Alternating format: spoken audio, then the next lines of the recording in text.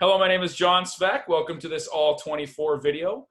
Today, Coach Waterman and I have a special guest, Coach Erik Krebs, who's the Assistant Offensive Line Coach at Laurier University. Thanks for being with us, Coach. Yeah, thanks for having me on. I'm looking forward So to here it. we are, Coach. We have some game film queued up now. So, again, I'll kind of give you the floor here. Yeah, thanks. So here we have some U Sports film, okay? This is University of Waterloo playing Guelph. I love the university film of Inside Zone because, I mean, their quarterback, Trey Ford, is he's a pretty good football player. So he's a serious threat in the run as well as the pass. We get to play him, and yeah, he's great. So, I find that defensive ends really have to play sound against Waterloo, and this is why I took a couple clips from this, okay? So we are running here. We're running inside zone. I forget here if we're going weak. Okay, so we're running weak. Okay, so where we're looking here, and I'm just going to get the draw here, okay? So we have what's called our showcase block, right? We're big on big here. Everything's beautiful. We have to essentially win our one-on-ones, and that comes down to proper footwork, hand placement, technique, physical aggression, all of that stuff that I'm not really going to get into because I want to talk more about the combo block reads and how they affect the play. So we have our big on big here, okay? Now this is our play side guard, right? And we're running away from the 3-tech. So what we have here is we have a shoulder read on our 1-tech here, and then our center would have our hip read on our 1-tech here. The nice part about it is, again, I understand that the linebacker's alignment is different on play side and backside, but if you can see here, this guard here would read the shoulder of this 3-tech, and this tackle here is reading the backside hip here of that 3-tech up to this backer. So this is what we call a combo block, okay? So let's fast forward. I'm just going to slow-mo it about 2 steps, and we are going to analyze exactly what has happened in those 2 steps. So here we go.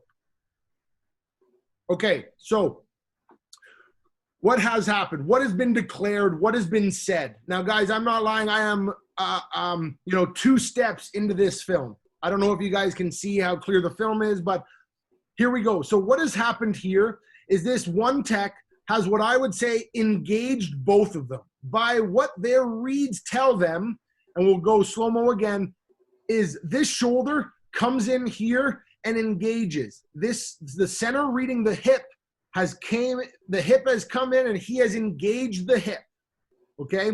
So we'll watch that again. We have a true double team now. Because of what the D lineman did dictates that we are doubling this guy, and this is a great double team. We're hip to hip here, and if you can look, our eyes are on the linebacker. So here we are, and now it's just basic, nothing new. Every single coach knows this and talks about it. This is just a straight up double team up to the weak side linebacker. And let's see how they do. They get up. But as you notice, the left guard is the one to come off to the linebacker. Well, I mean, call me crazy, but at the pre-snap of the ball here, I'm probably looking and saying, well, my football knowledge will tell me, because, I mean, call me crazy, but I don't think a linebacker would line up here and have A-gap responsibility, right? So, again, this is just football knowledge that we teach, and, to have that pre-snap sort of mentality, but still be able to go through the rules, and the rules dictate exactly what we expect pre-snap. So, again, I'll watch this one more time. The play side shoulder read and the backside hip read, they come down and engage. Both of them would say that their read came at them. Therefore, they're in a basic double team, the same way as every team runs a double. It's a beautiful double. We get vertical displacement, right? We're getting that 1-tech off the ball. I mean, that's a great job here by these 2 guys. And then we come off and get backer, and that's beautiful, okay? Let's focus on what happens here on the backside here, okay? 64 here, the right guard, will have a shoulder read on this inside shoulder. 62 will have a hip read on this outside hip. Okay, let's watch 2 steps and let's see where the D tackle goes here. So I would say, just me coaching personally, I would say same thing. He has come down and his shoulder has this shoulder is trying to get into this hip. Now, I would say he might be slow off the ball, or this right tackle is quick off the ball. I'm not really sure. I don't coach either of these 2 teams, and I don't want to speak for either of them. okay? But what happens here is, look at, do you see how the hips have almost declared that they are outside of number 62 here? I would say now at the second step that 64 is basically going, okay, I should start climbing up to linebacker here. And I almost think in this play specifically, 64 might actually sewer 62 here by not climbing more vertical. And he kind of, see how he comes back in there, right? We want to get straight vertical and get to the linebackers as quick as possible, right? Now that it's probably 4 steps in, now he's rolled into this gap, right? We're still going to end up having our right guard here climb up to backer the way that this is based. And I'm assuming that the running back's going to be hitting a cutback type look, right, off of this wash here, right? So everything that our rules told us led us to exactly what ended up happening in the play. Solo block here, great job keeping inside leverage. 55 is going to do the double team, do the combo block, and get off on 24.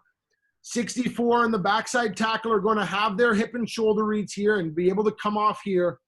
And it's all told by the first couple of steps, right? I would say on the first step, this shoulder, our right tackle has now got inside leverage on this 3-tech.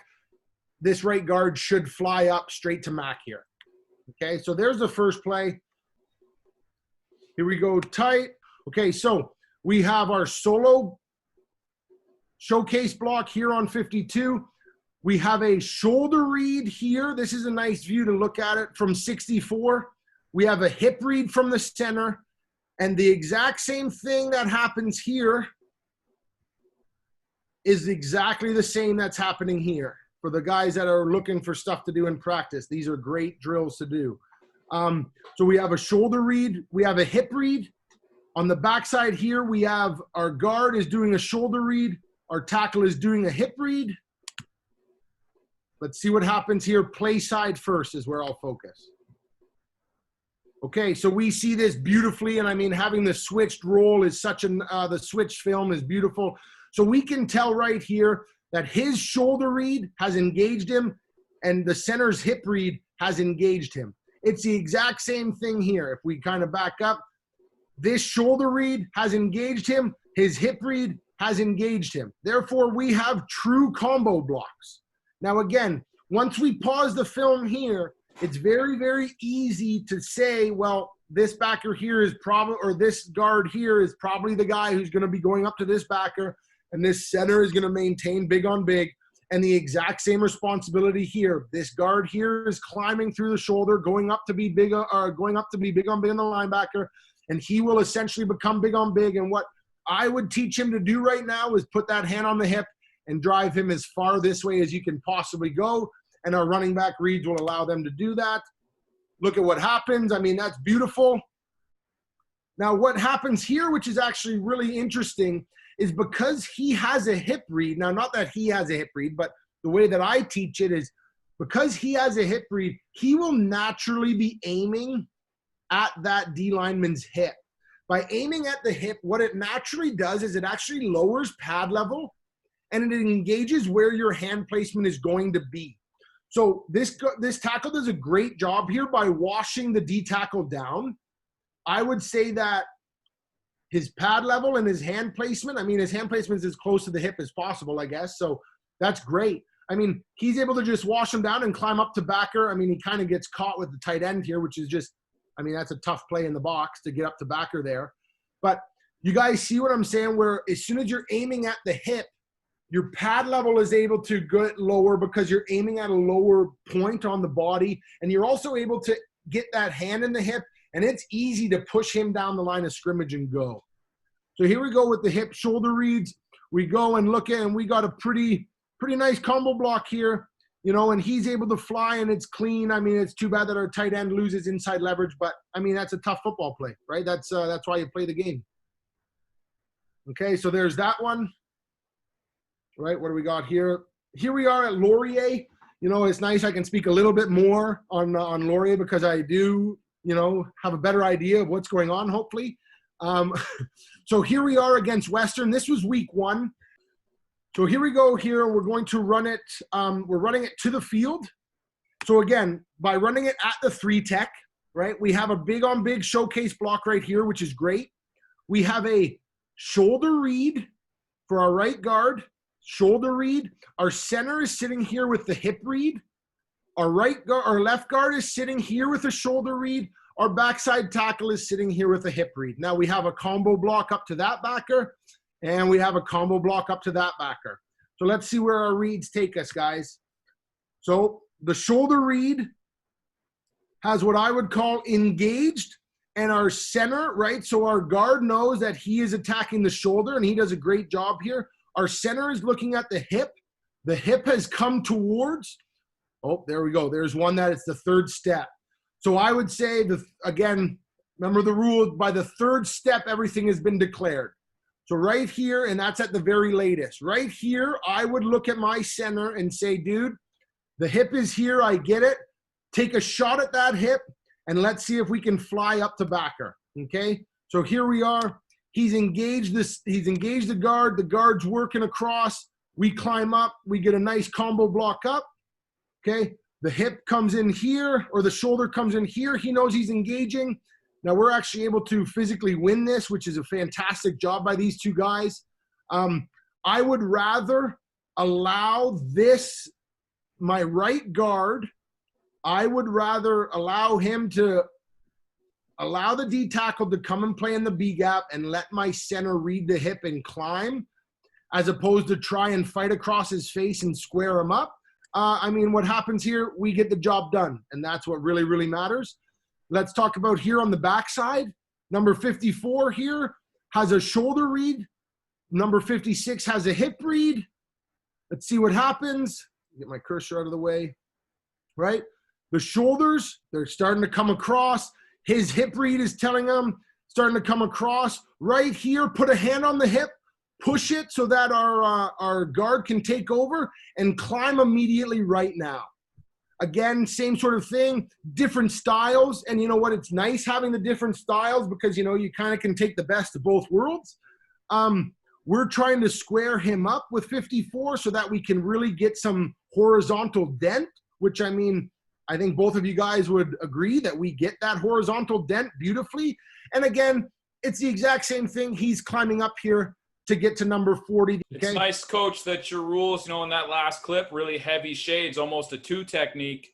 Yes. But the rules hold up, right? It's all about the shoulder and the hip. Yes, they hold up pretty consistently in almost every aspect. I mean, you can start to get kind of muddy looks sometimes, especially against mug fronts and defensive fronts that are designed to kind of dispose of inside zone, which, I mean, is fair. You know, if the defense is designing to stop inside zone, I mean, you know, maybe you don't want to run inside zone, or maybe you're better than that team and you can just run inside zone anyways, and that's a beautiful thing, right? So this is that same clip here, but from the reversed angle, right? So here we are, we have the solo block, right? We would have a shoulder read, we would have a hip read, we'd have a shoulder read, we would have a hip read.